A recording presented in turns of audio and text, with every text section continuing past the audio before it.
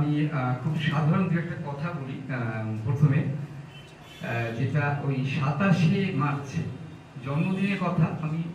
আমার অভিজ্ঞতা আছে যে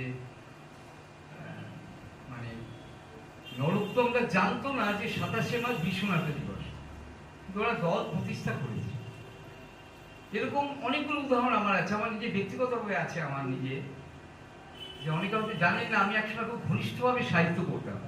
মানে কলকাতার সব বড় বড় পত্রিকায় আমার গল্প বেরোতো, কবিতা বেরোতো, ছড়া এসব পড়তাম।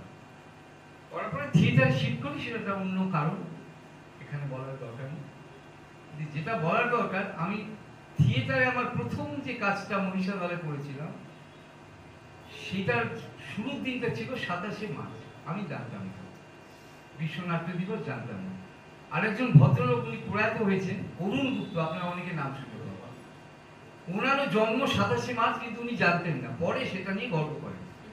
এর কারণটা এইটা যে আমরা যে জানতাম না, এটা বাঙালি সংস্কৃতি খুবই দীনতার পরিচালক। যে বাংলা বা বাঙালি আমরা জানতাম যে বিশ্বের খবর আমরা রাখি।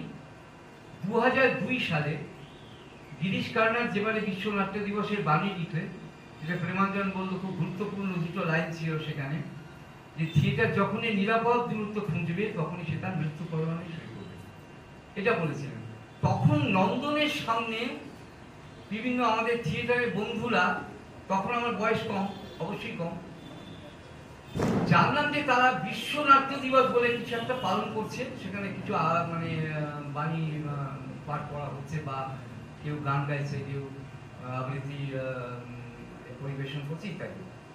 অর্থাৎ দেখা গেল যে আমরা তার সেখানে যে বিতর্কিত জায়গা তৈরি করা যায়, আমি সেখানে আসছি না, ইন্টারন্যাশনাল থিয়েটার ইনস্টিটিউট বা তাদের ঘিরেই করা যায়। যে ইনস্টিটিউট ভারতবর্ষের এত বিশাল শিল্প সংস্কৃতি, চলচ্চিত্র, উপন্যাস, নাটকের জগতে বিশাল যে অবদান মানুষদের রয়েছে, তাদের কথাই তারা জানত না। তার জন্য এত বছর লেগে গেল, 2002 সাল পর্যন্ত, 1948-এ যেখানে ইন্টারন্যাশনাল থিয়েটার ইনস্টিটিউটের জন্ম, প্রথম অধিবেশন মানে আমাদের 1948-এ।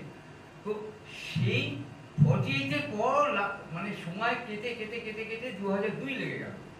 তার মাঝখানে কত মানুষ লিখে ফেললেন, জাত মুক্ত থেকে শুরু করে, আর্থার মিলার থেকে শুরু করে, পাবলো নেরুদা থেকে শুরু করে, হেলেনে ভাইগাল থেকে শুরু করে, আইনস্কো থেকে শুরু করে, সবাই লিখে ফেললেন সারা পৃথিবী, মানে বাণী লিখে। কিন্তু আমাদের এতদিন না। এইটা একটা বিষয় আমার মনে হয় যে তখন আমি মনে করলাম যে আমি এখন আমি তো অহংকার করছি যে 27শে মার্চ আমি প্রথম অনুষ্ঠান করলাম, অরুণ গুপ্ত 27শে মার্চ জন্ম, বা নরোত্তমদের দলের জন্ম 27শে মার্চ, সেটা কিন্তু পরে আমরা সেটা নিয়ে অহংকার করি। তার মানে বাঙালি সংস্কৃতিকে আমার কখনো ইদানিং মনে হয় না যে আমরা একটু এগিয়েছিলাম, কখনো অতীতেও ছিলাম না। আমাদের বাইরে থেকে আমাদের মনে হতো যে আমরা অনেক কিছু জানি, বুঝি, কিন্তু সঠিক সময় আমরা সেগুলো কিন্তু আমাদের প্রমাণিত হয়নি। তারপরে তো সবাই সব জানি, এবং সফদর হাসমির এই কথাগুলি একটু অন্যভাবে বলি, যে ঋতব্রতবাবু খুব সমৃদ্ধ আলোচনা করেছেন, আমি একটুখানি হালকা কথা কয়েকটা বলি, যেগুলো খুব ইম্পর্টেন্ট আমার মনে হয় করতে। এবং সফদর হাসমির হত্যাকাণ্ড ঘটে গেল, সারা পৃথিবী উত্তাল হলো, ভারতবর্ষ উত্তাল হলো। সেই সফদর হাসমিকে কে চিনত বাংলায়?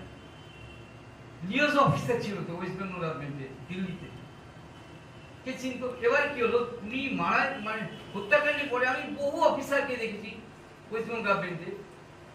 যেহেতু আমি ওয়েস্ট বেঙ্গল গভর্নমেন্টের দুটো পত্রিকায় তখন একদম নিয়মিত লিখতাম, পশ্চিমবঙ্গে এবং যুব মানুষ, পশ্চিমবঙ্গে আমি একাই লিখতাম, সেই সূত্রে অনেক অফিসারদের সঙ্গে আমার যোগাযোগ ছিল। তারা তখন বলছে যে এইখানে সফদর বসে আমার সঙ্গে গল্প করতো। কেউ বলছেন এই তো ওনাকে চিনতাম, উনি এতগুলো ভাষায় জানতেন, কি সুন্দর ব্যবহার, বাংলা খুব ভালো জানতেন, এসব বলতেন।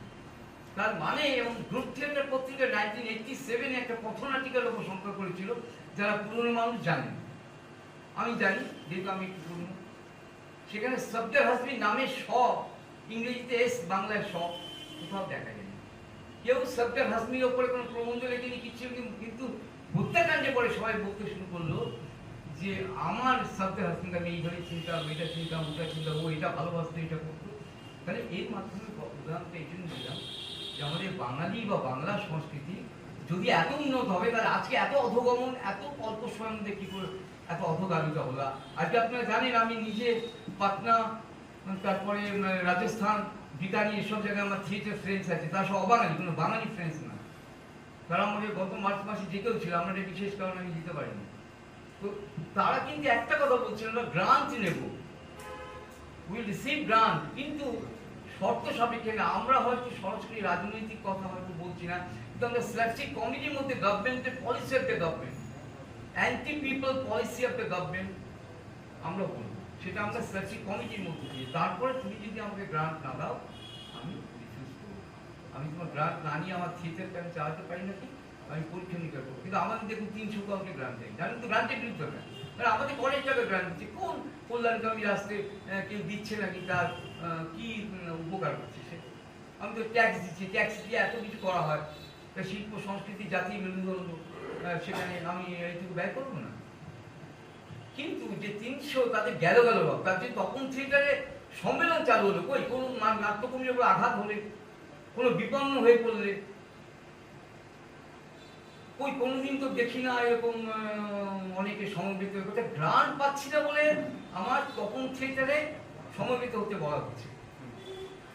ওই গ্রান্টের জন্য আমরা কি আপনার থিয়েটার থেকে গ্রান্ট নির্ভর ছিল, দাঁড়িয়েছিল আমাদের 50-60 বা 50 দিন বলো, 20-25-30 বছর আগে থিয়েটার ছিল। এই যে সত্যম এখানে আছে, আজকে অনেক নাম হলে কি হবে, একসঙ্গে কিন্তু আমাদের মানে একাঙ্ক প্রতিযোগিতার মঞ্চে কাজ করবো, এবং ওরা জানে আমি সারা ভারতবর্ষে প্রতিযোগিতার মঞ্চে বিচারক হিসেবে থাকবো। যে আমার একটু জানার ইয়ে আছে, মানে এই বিষয়ে ওয়াকিবহাল বা আমি বলার একটা অধিকার আছে। তো আমরা তখন দেখতাম যে ওই সময় 50 টাকা করে ছিল এনজিপি, তাই তো? ওখানে 100 হলো, 200 হলো, 300, সেই টাকাটা ফেরত দিয়ে দেওয়া হতো। First prize, second prize, third prize, এসব তখন খুব অল্প টাকা ছিল, পরে সেগুলো বেড়ে গেল। কিন্তু প্রত্যেকটা দলের এই চিন্তা ছিল যে আমাকে বেস্ট প্রোডাকশন করতে হবে, আমার মান দারুণ হবে, এবং সেখান থেকে একের পর এক অভিনেতা। আজকে সত্যম মজুমদারের কথা যদি বলেন, সে কিন্তু ওইখান থেকে উঠেছে, আজকে তাকে কিন্তু চিনছি আমরা এইভাবে, এবং সেখানে পরবর্তীকালে বহু অভিনেতা অভিনেত্রী যারা ওইখান থেকে উঠে পরবর্তীকালে, এই যে রিসেন্টলি ক্যান্সারে মারা গেল দুর্ভাগ্যজনকভাবে শ্রাবণী বলি, আপনি অনেকে জানেন না, ইউটি মালঞ্চল উজানগামী বলে একটা নাটকে কি দাপুটে ও অ্যাক্ট্রেস, কি দাপুটে অ্যাক্ট্রেস, সে কিন্তু পরবর্তীকালে নাম করলো, কিন্তু কোনদিন সেটা রুটস শেকড় থেকে কিন্তু ভুলিনি। তাহলে আমরা এই গ্রান্ট বা বিভিন্ন রকমের এগুলোকে বাদ দিয়ে আমরা যথেষ্ট উন্নত মানের পরিচালনা করেছি, কাজ করি। উপলব্ধ আজকে এমন সময় ছিল 1959 অঙ্গার যদি সাকসেসফুল না হতো, রুইন হয়ে যেত। চান্স, রুইনেশনের চান্স ছিল। তাহলে উপলব্ধ থেকে ভাবতে হয়েছিল এনি হাউ আমাকে সফল হতে হবে, প্রফেশনালি, নট কমার্শিয়ালি, প্রফেশনালি আমাকে এমন একটা সাফল্যের জায়গায় পৌঁছতে হবে যাতে আমার অঙ্গার চূড়ান্ত দর্শক পায়, এবং সেটা পেল, আলটিমেটলি সফল হল। তাই এই লড়াইটা কিন্তু আমাদের ছিল। এই যে আমরা অনেক সময় বলছি আর পারা যাবে না, অর্থ কই, টাকা কই, এটা কই, সেটা কই, এরকম আমরা শুনি না আমরা কই। তাহলে তখন কি করে হতো? তাই তখন অনেকে বললেন দাম বেড়ে গেছে, এই বেড়ে গেছে, অশেষ যুক্তি। কথাটা এই জন্য বলছি যে এই জায়গাটা থেকে কিন্তু থিয়েটারটা, তাহলে দেখুন আজকে আপনারা বলছেন লড়াইয়ের কথা, আমরা ভয় পেয়ে যাচ্ছি, আমরা নানা রকম হয়ে যাচ্ছি, এটা ঠিক আছে, কিন্তু শিল্পীরা যদি বলেন আমি পারছি না, তো ইতিহাস শুনবে, সময় শুনবে। কোন একটা শিল্পী যদি বলে আমি ভীত, আত্ম, আমার উপর অ্যাটাক আসবে, আমার মহলাঘর ভেঙে দিতে পারে, আমার নাটক ভেঙে দিতে পারে, সেটা আমি শুনবো, আপনি শুনবেন, ইতিহাস শুনবে, মহাকাল বা কাল শুনবে।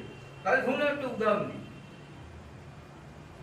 বেশি দিন যেতে হবে না, আমাদের ভারতবর্ষের কথা দিয়ে শুরু করি। যখন নীলদর্প নাটকের কথা এসছে 1872 ঢাকায়, 1807 সালে এটা প্রকাশিত হয়েছিল। 1872 7 ডিসেম্বর অভিনীত হলো। এই অভিনয়টা কি শেষ? সেই নাটকটা বন্ধ করে দেওয়া শুধু হলো না, তারপরে সেই নাটকটা বন্ধ করে দেওয়ার পরে শিল্পীরা থামলো না। ব্রিটিশ শাসন, মনে রাখবেন, কলকাতা রাজধানী, এটা আমাদের দেশি শাসন না, ব্রিটিশ, তার কোনো দায় ছিল না, ধ্বংস করে দিতে পারতো দেশবাসীকে, তার কোনো দায় নেই ভারতবর্ষের নেটিভ যাতে বলা। তাহলে সেইখানে দাঁড়িয়ে তার গ্রেট ন্যাশনাল থিয়েটার, যেটা আপনারা জানেন, ইতিহাস বলার দরকার, মহিউদ্দিন সান্যালের বাড়ি যে উঠোনে সেই থিয়েটার হয়েছিল, 40 টাকা মাসে ভাড়া, ন্যাশনাল থিয়েটার বলা হতো, নীলমন্দিরের নাটক। সেই তারা প্রতি বছর গ্রেট ন্যাশনাল থিয়েটারে গজনানন্দ যুবরাজ বলে একটি নাটক করলেন।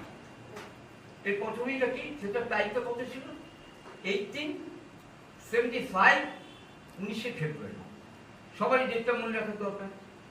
তা সেই সময় এই নাটকটা যখন হলো, ব্রিটিশ হিংস্র হয়ে সে বন্ধ করে দেয়। কেন হয়েছিল তারও একটা কারণ আছে। হাইকোর্টের মানে উকিল জগদানন্দ মুখোপাধ্যায়, তিনি ছিলেন ব্রিটিশ ভক্ত, তখন অনেকেই ছিল ব্রিটিশ ভক্ত। তখন জোর করে চাঁদা আদায় করা হতো ভাইস রয়, তখন কলকাতায় ভাইস রয় মানে ইংল্যান্ড থেকে, বিলেত থেকে এখানে আসবে সপ্তম এডওয়ার্ড, তাকে সংবর্ধনা দেওয়া হবে বলে জনগণের থেকে জোর জবরদস্তি করে চাঁদা আদায় করা হয়েছিল। সবাই ক্ষুব্ধ ছিল। সেই অবস্থায় তিনি তার বাড়িতে কুলপদ্ধতি দিয়ে বরণ করেন ভাইস রয়কে, কতটা জাতীয়তা ভিত্তিক। এবং সেই তাকে স্যাটায়ার করে একটা নাটক লেখা হলো অযোধ্যানন্দ যুগল, এবং সেই নাটকটা ব্রিটিশ কিন্তু আক্রমণ করে বন্ধ করে দিল। এবং এই যে অনেকে বলেন যে অনেক আমাদের দেশে বুদ্ধিজীবী মানুষ আছে না, দেশের যদি কিছু করার নেই, কিন্তু বুদ্ধির মানে কিছুই করেনি দীনবন্ধু মিত্র। আরে বাবা, ব্রিটিশ আমলে কলকাতার বুকে রোগ সাহেবের নাক কামড়ে খেয়ে নিচ্ছে হানি বাংলার বঞ্চিত কৃষক। এত বড় প্রতিবাদ, এত বড় সাহস, তার জন্য জানি না পোস্টাল ডিপার্টমেন্টে উনি বড় অফিসার ছিলেন, এগুলো জানার দরকার।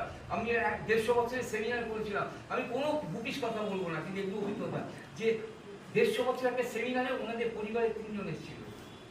আমি ওনাদের থেকে জানলাম যে ওনাকে একটা দিন স্বাধীন মানে শান্তিতে কাজ করতে দেয়নি ব্রিটিশ।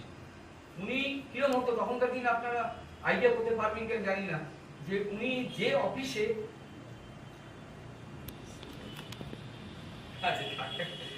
জয়েন করতেন, ওনার মেমো তৈরি থাকতো, ওনার সুটকেস বা তখন তো ব্রিফকেস থাকতো, সেগুলোতে সব থাকতো।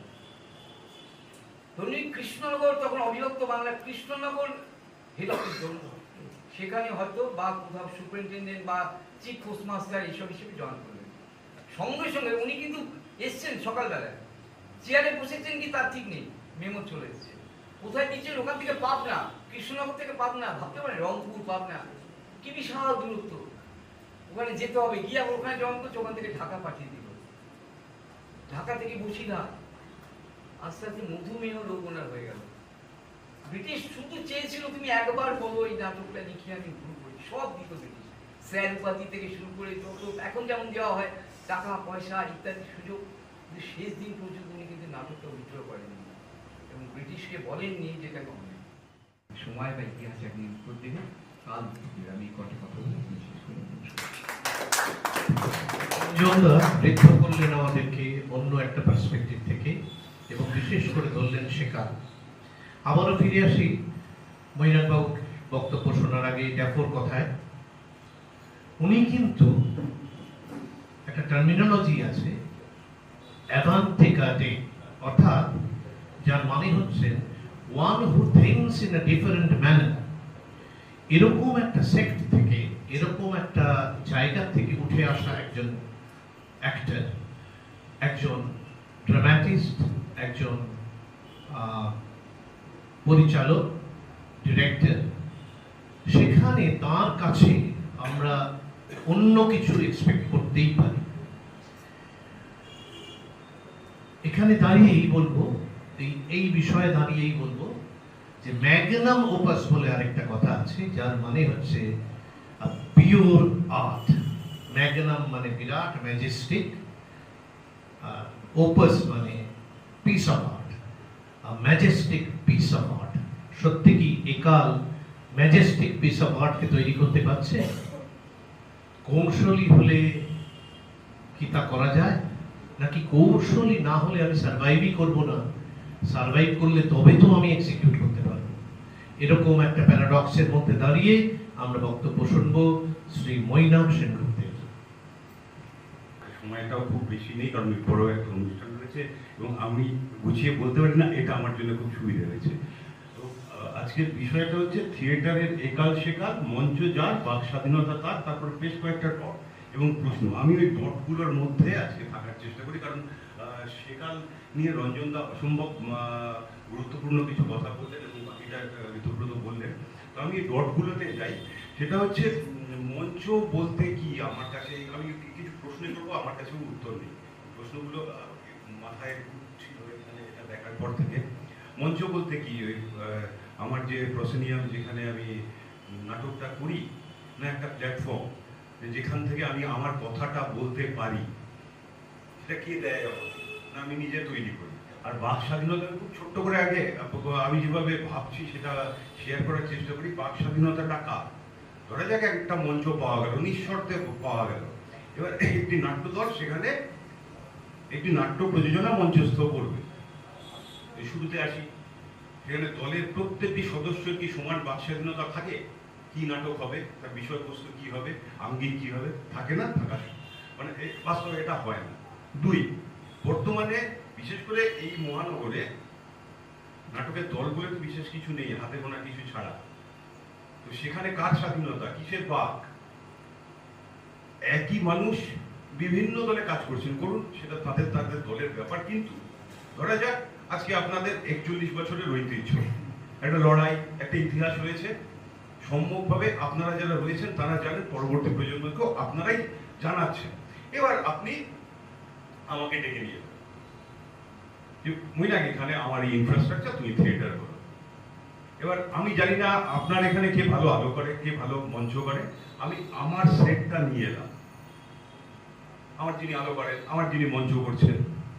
সুতরাং ওইখান থেকে ইতিহাস বিচ্ছিন্ন হয়ে যাচ্ছে। কালীপুর অ্যাক্টিং লাভার্স থিয়েটারের যে 40 পেরিয়ে 41 বছরের ইতিহাস, তার সম্পর্কে আমার বিন্দুমাত্র ধ্যান ধারণা ছাড়া আপনারা কি কি প্রোডাকশন করেছেন, কেন করেছেন, সেইখান থেকে আমি শুরু করছি আমার কাজটা।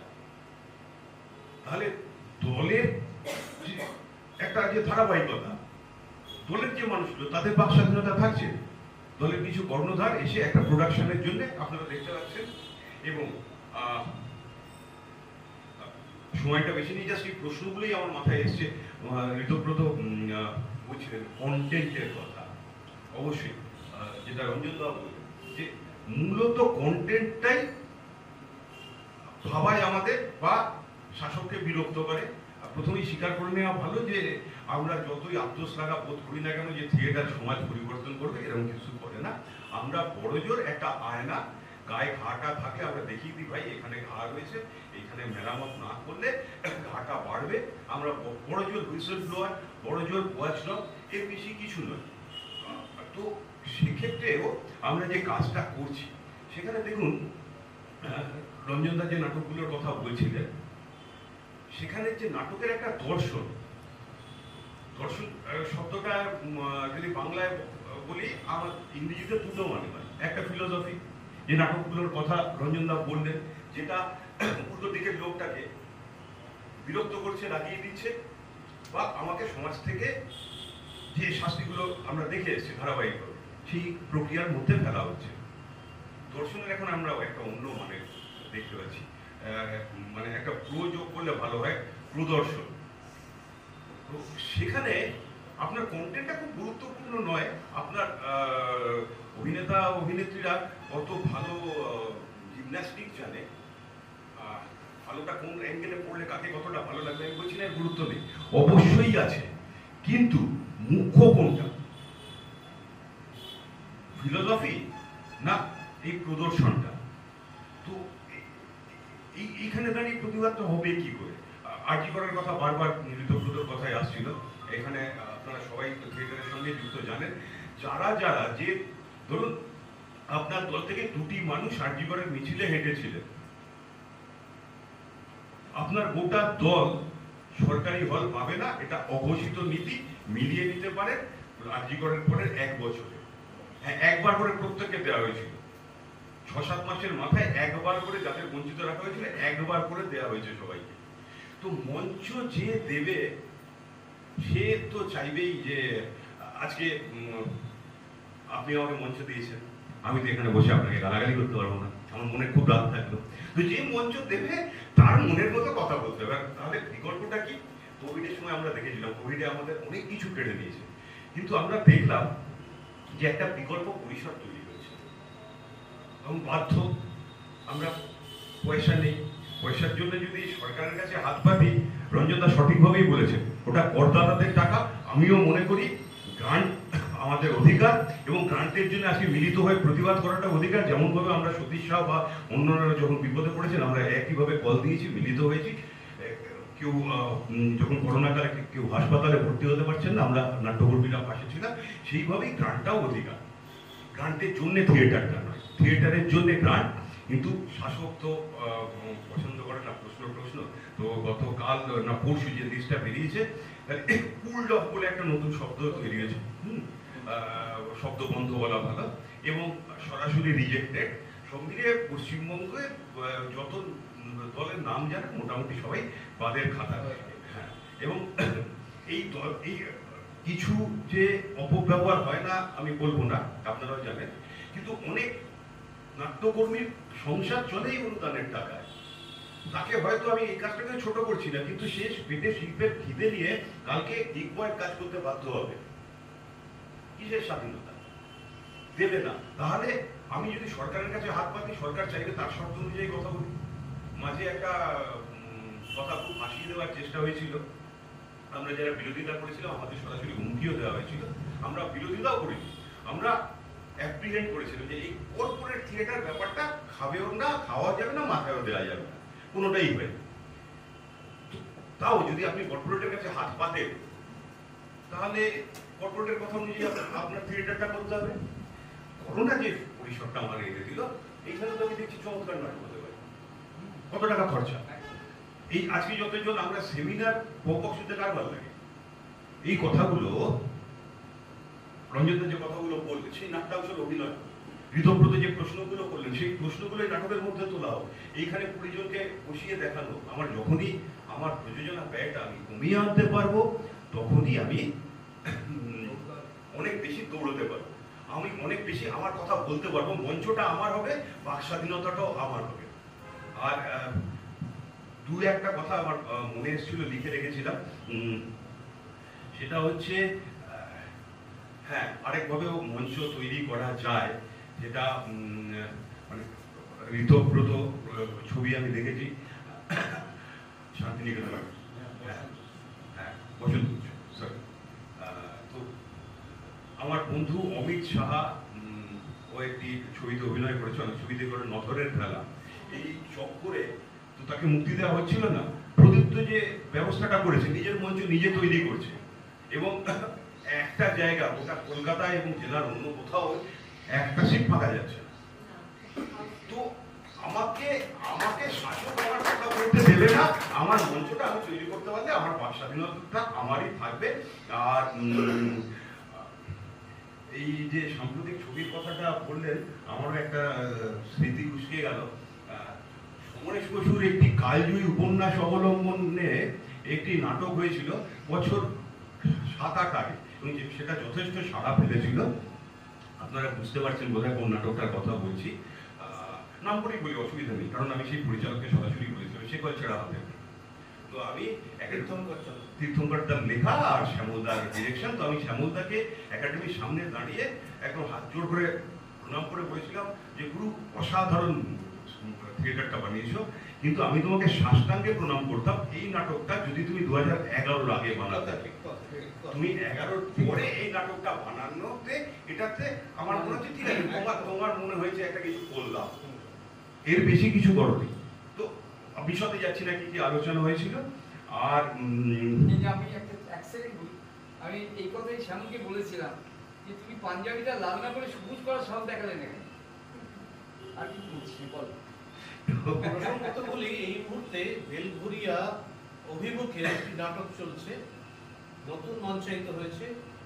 আমরা যেহেতু সকলে থিয়েটারের মানুষ, আমরা পারলে একটু সময় করে দেখে নিলে ভালো। তীর্থদার লেখা সূর্যায়ন, ভীষণ প্রতিবাদী একটি নাটক, রাজনৈতিক নাটক, এবং এক দুর্দান্ত, মানে এইরকম পদক্ষেপ সত্যি সত্যি সত্যি হ্যাটস অফ করার, ভীষণ ভালো। আর একটি কথা, বেলঘুরিয়া অভিমুখ, ওই অশোক মজুমদার। আচ্ছা, আর একটি কথা যে আমি মূলত যে থিয়েটারের থেকে আমার কাজটা শুরু, এবং এখনো মূলত যে থিয়েটারের সঙ্গে যুক্ত, যে থিয়েটারের অভিভাবক রঞ্জন গঙ্গোপাধ্যায়রা, আমরা মজা করে মাচা থিয়েটারই বলি। তো সেই মাচা থিয়েটার অনেক প্রতিবন্ধকতা আছে, কিন্তু সেখানে পুঁজিটা কম লাগে একটি মঞ্চায়নে। তারা নিজেরাই সমস্ত কাজটা জানেন, নিজেরাই আলো চালাচ্ছেন, নিজেরাই মঞ্চসজ্জা করছেন, নিজেরাই রূপসজ্জা করছেন। তারা এখনো কিন্তু এই কথাগুলো বলছেন, আর সবসময় তাও বলতে পারছেন না, কারণ কিছু চাপ তো থাকে। এই যে ধরুন, আমার তো নিজের কোনো দল নেই, আমার তো আপনাদের মতো কারোর মাধ্যম দরকার হয়। তো বেশ কিছু নাটক রিহার্সাল হওয়ার পরে বন্ধ হয়ে গেছে, পাশের ক্লাব থেকে আপত্তি হচ্ছে, রিহার্সালের সংলাপগুলো শোনা গেছিল। তো এটা হবে, আমার দুঃখ হয়নি, আমার মনে হয়েছিল যে এটা হতে দিলে ওরা যদি অ্যালাউ করতো তাহলে আমার নাটকটা কিছু হয়নি। আর একটি তথ্য খালি, একটি সিনেমা হয়েছে আরজিকরকে নিয়ে খুব সম্প্রতি, আপনার নম্বর থাকলে আমি আজকেই লিঙ্ক পাঠিয়ে দেবো, ভূতজিকর। একটি ছবি হয়েছে, আমরা অভয় মঞ্চের তরফ থেকে ওটা বিভিন্ন জায়গায় ওটা না, মূল স্রোতে তো হতে দেবে না। আমি খালি এত আমার সুবিধে বলুন অসুবিধা বলুন, আমি নাটক নিয়ে পড়াশোনা করার সুযোগ পাইনি, সাহিত্যের ছাত্র নই। আমি একজন দর্শক হিসেবে দেখতে দেখতে কবে নাটকে একটু লিখেছি বা লেখার চেষ্টা করেছি। তো এই মঞ্চ বিকল্প অনেকগুলো কথা আমি নিজের কথায় সামাপ করতে পারবো না। মণিভূষণ ভট্টাচার্যের একটা ছোট্ট কবিতা দিয়ে আমি সামাপ করার চেষ্টা করছি। কবিতাটার নাম পদ্ধতি। সে একটা বেজায় খামখেয়ালি লোক, সে লেখে, তার লেখা ভাবায় এবং জ্বালায় যারা জলে। একদিন তারা এসে লোকটার ডান হাত কেটে নিয়ে চলে গেল, সে বাঁ হাতে লেখা অভ্যেস করল। তারা আবার এলো এবং বাঁ হাতটা কেটে দিয়ে গেল। পাঠকরা এসে বলল, তুমি মুখে মুখে বলে যাও, আমরা লিখে নিচ্ছি। সে বলে গেল, তারা লিখে চলল। খবর পেয়ে সরকারি জল্লাদরা এলো, তারা মুখের ভেতর থুতু ছিটিয়ে দলা পাকানো ন্যাকড়া এবং সিমেন্ট ঢুকিয়ে মুখ বন্ধ করে দিয়ে চলে গেল। লোকটা ইশারায় পাঠকদের বলল, সমুদ্র তীরে চলো। সে ডান পায়ের বুড়ো আঙুল দিয়ে অন্তহীন বালির উপর লিখে চলল। পাঠকরা ঢুকে দিল। তারপর তারা আবার এলো এবং এবার তার দুটো পাই কামড়ে খেয়ে নিয়ে চলে গেল। সে বিশাল সমুদ্র গর্জনের দিকে কান পেতে একটু হাসলো, কারণ ততদিনে তার জায়গায় তার চেয়েও বেশি শক্তিশালী এবং দূরদর্শী তিনজন লেখক এসে গেছে।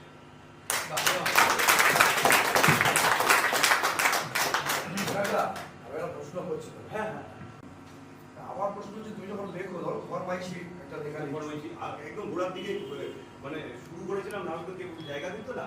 যখনই একটু দেখেছি যে না, এবার আমি নিজের ফরমাইশি, কারণ আমার বন্ধু, এটা মাইক ছাড়াই বলছি, ছোটো জায়গা ছাড়া তোমার পাশে রঞ্জনদার অত্যন্ত স্নেহের, আমার প্রিয়তম বন্ধু থিয়েটারে শুভেন্দু মজুমদার, যে আমাদের শুভেন্দু মজা করে বলেছিল যে ওই মাথা থিয়েটারেরই গল্প, তো তোমরা তো নাটক ক্যাটারার, আমার ভাড়ারে এই আছে, এইটাতে তোমাকে রান্না করতে হবে।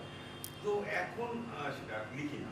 আমার প্রশ্ন হচ্ছে, তুমি কি লিখতে গিয়ে ধরো তোমার ইচ্ছে করছে, মানে কন্টেন্ট প্রেমাইস যেটা তোমার আসছে, ইচ্ছে করছে অবশ্য লিখতে পারছো না, ইচ্ছে করছে লিখি, এরকম হয়, আবার তো হয়।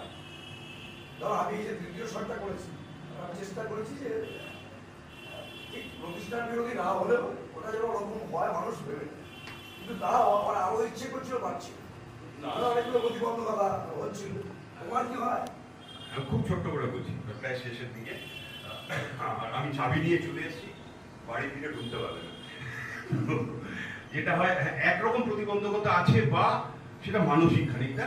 সেটা হচ্ছে, একদিন উজ্জ্বলতার সঙ্গে আমার গল্প হচ্ছিল, উজ্জ্বল চট্টোপাধ্যায়, যে আমি যে থিয়েটারটা, যে কেউ যখন একটা নাটক লেখে, আমার যখন কোনো দল নেই, আমি তো ভাবি কেউ করবে, তো আমাদের ভাবনার মধ্যেই এটা রয়ে গেছে, নাটকটা যেন একটা টাকা সময়ের মধ্যে ঢুকে যায়, খরচাটা কম হবে, যেন খুব ভারী সেট না হয়, বেচারারা দৌড়তে পারবে না। দুইয়ের পরে তিনজন মহিলা চরিত্র, না কোনো দল এটা করতে পারবে না। তো এইগুলো, এটা যদি প্রতিবন্ধকতা বলো, প্রতিবন্ধকতা, কিন্তু এটা শর্ত বলেই মনে করি। তো উজ্জ্বলা খুব অবাক হওয়াটা, আমি বলেছিলাম যে আমরা যারা ছোট নাটকের সঙ্গে যুক্ত, সেই কি বলবো, শ্যামলতনু দাশগুপ্তর সময় বা অমর রায়ের সময় থেকে আজকের সঞ্জয় চট্টোপাধ্যায়, শুভঙ্কর চক্রবর্তী পর্যন্ত আমরা এটা মাথায় রেখে লিখি। এটা প্রতিবন্ধকতা একরকম, ওটাতেই আসি। আমি একটি সরকারি চাকরি করি, কিন্তু লেখার সময় সেটা মাথায় রাখি না। কন্টেন্টের মধ্যে একটা প্রতিবন্ধকতা বা দুর্বলতা বলো, আমার একটি স্পষ্ট রাজনৈতিক, দলীয় রাজনীতি বলে দেওয়া হলো, অদলীয়টা একটা আমার খুব আসে না। আমার স্পষ্ট দলীয় রাজনৈতিক আনুগত্য রয়েছে, তো তার বিরুদ্ধে আমি কিছু লিখতে পারি না, মনে হলেও লিখতে পারি। এইটুকু।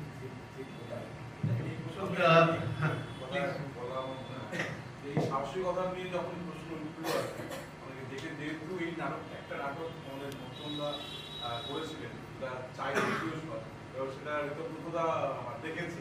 আমার মনে হয় এই সাহসিকতার দিক থেকে বেশ কিছুটা এগিয়ে গেছে। আমি এটা ঋতব্রতদার কাছ থেকে জানতে চাইবেন।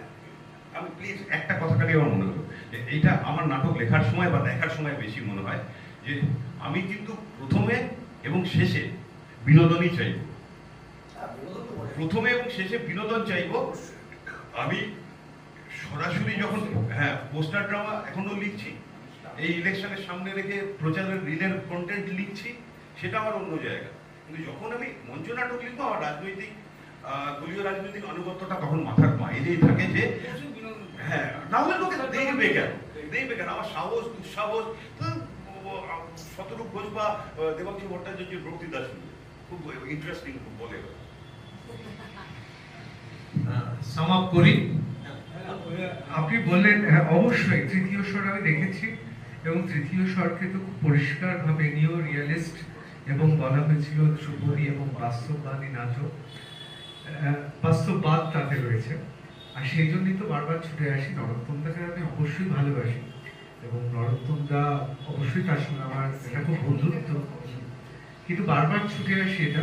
আমি শুধু একটা কথা খুব পরিশেষে একটা কথা বলি, রঞ্জনদা বললেন এবং খুব সুন্দরভাবে প্রেমাঞ্জনদা খুব সুন্দরভাবে সঞ্চালনা করছে, এবং মহিনাথদাও খুব সুন্দরভাবে বললেন।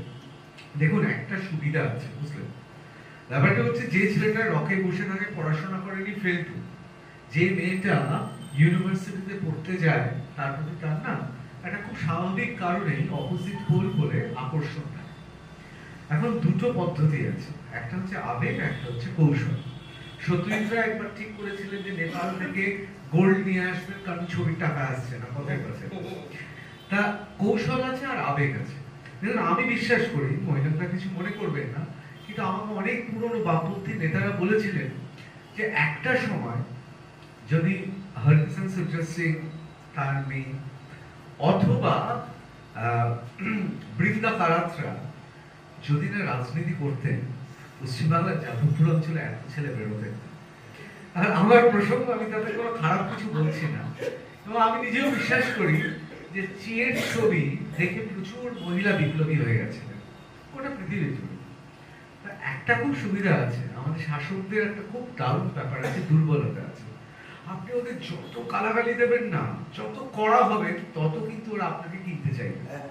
এমনকি এবার বিধানসভায় টিকিটও পেয়ে গেল অনেকে, চোর বলা সত্ত্বেও। তার কারণটা হচ্ছে, আমি কারোর নাম করছি না, তা এইটা কিন্তু একটা সুবিধা আছে, তারা কিনতে চায়, চড়া দামে তাকেই কেনে, মিন করলে কিন্তু সত্যি কেনে না।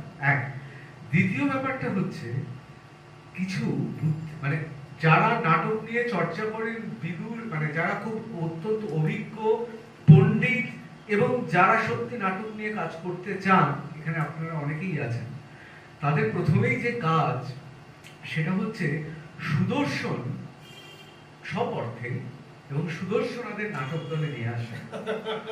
তাদের দেখে কর্পোরেট থেকে শুরু করে সবাই নাটককে নয়, তাদের দেখে অনুদান দিয়ে দেবে।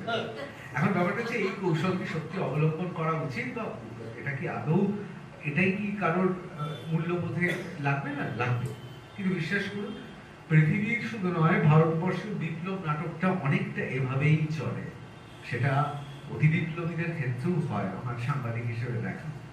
কিন্তু দ্বিতীয়টা হচ্ছে আসল আবেগ, দর্শন, নগ্নভাবে নিজেকে আয়নাতে দেখা, এবং আমি কি চাই, এবং এই পৃথিবীতে, আমার পৃথিবীতে আমি শাসিত হব, নাকি আমি নতুন কিছু বলে যাব, আন্দোলনের ডাক দেব, সেই পথটাই আমার মনে হয় মহত্ব পথ।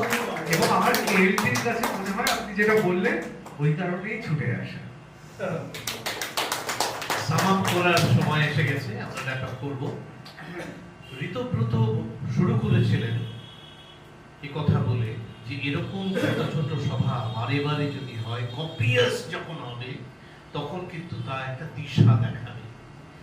আমি ভার্বাটিমলি বললাম না, ওর সারবত্তাটা, বক্তব্যের সারবত্তাটুকু তুলে ধরলাম।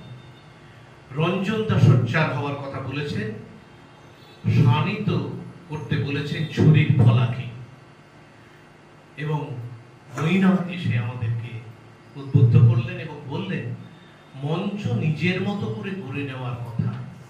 প্রসঙ্গত বলি, আমি শ্রদ্ধেয় শ্রমিক বন্দ্যোপাধ্যায়ের একটি সেমিনারে অ্যাটেন্ড করেছিলাম।